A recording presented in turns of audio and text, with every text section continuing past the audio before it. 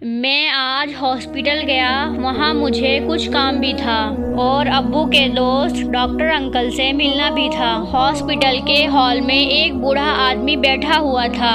Sir से खून गिर रहा था, उदास सा लग रहा था, लेकिन वो मरहम पट्टी करवाने से मना कर रहा था। मैं हैरान था, उसकी उम्र कम से कम 65 के करीब होगी। मैं उनके पास गया और उनसे कहने लगा, चचा आप डॉक्टर को पट्टी करने दे, खून बहुत गिर रहा है। पास बैठी एक लड़की बार बार कह रही थी, बाबा प्लीज पट्टी करने दें। मैं हैरान था, बुजुर्ग ऐसा क्यों कर रहे हैं। उनके कंधे पर हाथ रखा, उनका हाथ पकड़ा, उनकी आंखों में देखकर बोला, पता है मेरे अब्बू भी बिल्कुल आप जैसे थे। मेरे बाबा भी छोटी छोटी दाढ़ी, मासूम सा चेहरा, बहुत प्यारे थे, लेकिन अब वो मेरे साथ नहीं हैं। वो अल्लाह के पास चले गए हैं। बाबा जी ने मेरी तरफ देखकर मेरे सर पर हाथ रखा, बेटा अपने अब्बू के लिए दुआएं किया करो। मुझे अपने अब्बू का जिक्र करते हुए मेरी आंखें नम हो गई थी। बुजुर्ग कांपते हुए उठे, डॉक्टर को आवाज दी कि आकर मुझे मरहम पट्टी कर दें। इतने में डॉक्टर निकल आए। मेरे बाबा के दोस्त थे, मुझे उनसे कुछ काम भी था। मैंने उनसे पूछा, अंकल ये बुजुर्ग अपना इलाज क्यों नहीं करने दे रहे थे।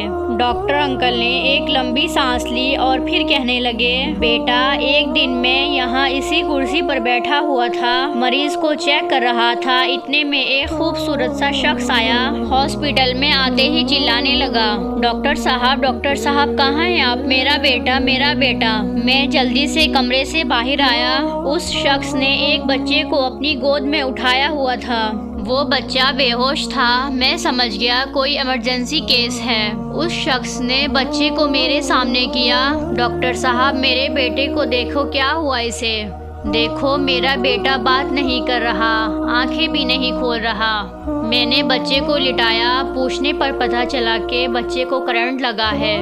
मैंने जल्दी से उस बच्चे का इलाज शुरू किया, लेकिन वो शख्स बार बार मुझसे कह रहा था, डॉक्टर साहब मेरा बेटा ठीक है ना, मेरा लाडला मेरी जान ठीक है ना।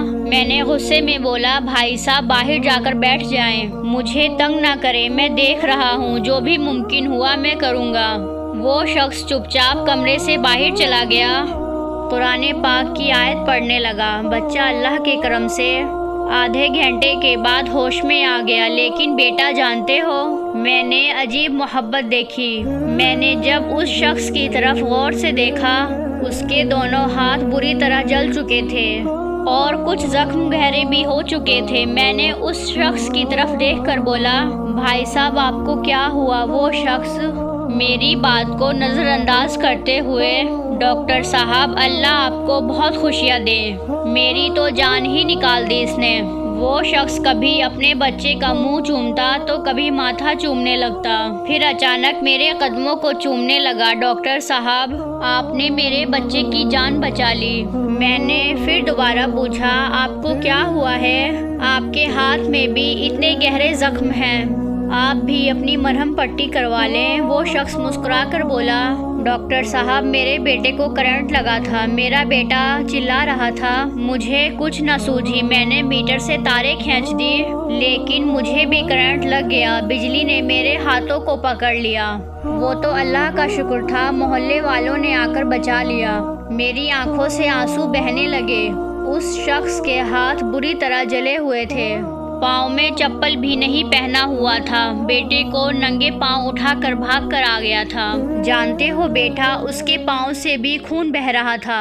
उसके पाँव में एक कील अंदर पाँव में घुस चुकी थी, लेकिन उस शख्स को बिल्कुल भी दर्द न था। बार बार अपने बेटे को चूमता, सीने से लगाता, अल्लाह का शुक्र अदा करता। मैं बाप की उस मोहब्बत पे कुर्बान हो गया। मैंने उस शख्स के हाथों और पाँव में मरहम पट्टी की। वो शख्स अपने बेटे को सीने से लगाकर वहाँ से चला गया। मैं उस दिन महसूस कर रहा था, बाप अपना वजूद भूल जाता है। औलाद की मोहब्बत में ना जान की परवाह की, ना कुछ सोचा। बेटे के लिए बिजली के तार को पकड़ लिया, हाथ जल गए। नंगे पांव बेटे को उठाकर हॉस्पिटल की तरफ भागा। भागते भागते पाँव में कील घुस गई। कील का भी दर्द महसूस ना हुआ। ऐसे बाप की मोहब्बत पे हर चीज़ कुर्बान। डॉक्टर साहब थोड़ी देर खामोश होकर बोले, बेटा जानते हो वो शख्स कौन था? वो शख्स यही बुजुर्ग था। खून बहते हुए फटे हुए सर पर मरहम नहीं लगाने दे रहा था।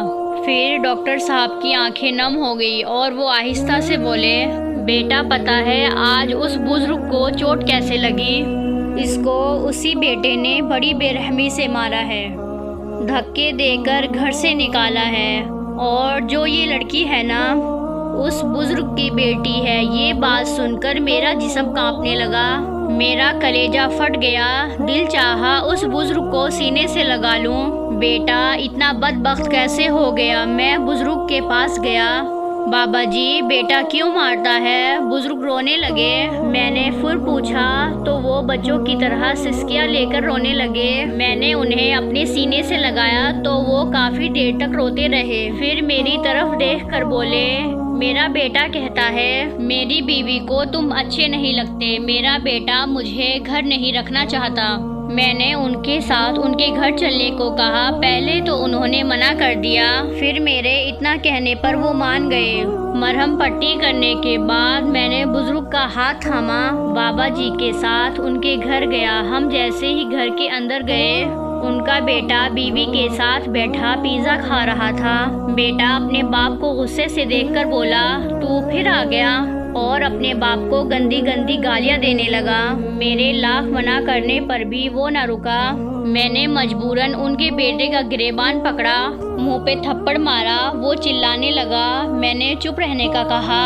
फिर खुद पर काबू रखते हुए बोला, जानते हो ये बूढ़ा कौन है जो सारे रास्ते मुझे कह रहा था बेटा किसी के घर मुझे नौकरी दिलवा दो? मेरा बेटा बहुत मजबूर है, वो थक जाता है बेचारा सारा दिन काम कर करके। फिर रात को मेरी वजह से उसकी बीवी झगड़ा करती है। मुझे दूर किसी के यहाँ नौकर बनाकर छोड़ आओ। बाबा जी के हाथ बेटे के सामने किए।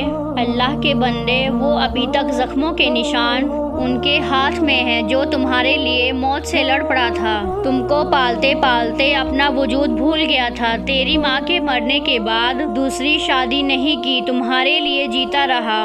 देखो अपने बाबा की खामोश आंखों में, जानते हो मुझे कह रहे थे मेरे बेटे को भी कोई अच्छी सी नौकरी दे दे ताकि उसकी जिंदगी सुकून से गुजर जाए। और तुम अपने बाप को क्या दे रहे हो? बीवी तो पराई है, मगर तुम तो उनकी औलाद हो। बूढ़ा बेटे का हाथ पकड़कर बोला, बेटा तू परेशान ना हो, मैं चला जाऊंगा।